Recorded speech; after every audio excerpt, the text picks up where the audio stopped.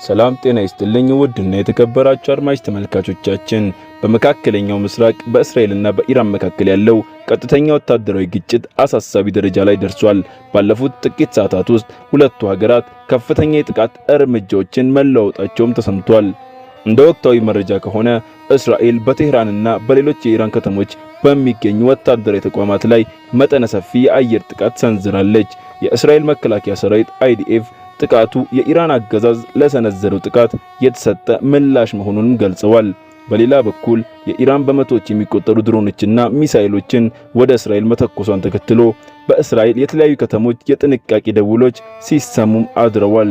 የኢራን አብዮታዊ ዘበኛ IRGC ጥቃቱ የሉዓላዊነት መደፈርን ለመመለስ የተወሰደ እርምጃ መሆኑን በይፋ አስታውቀዋል።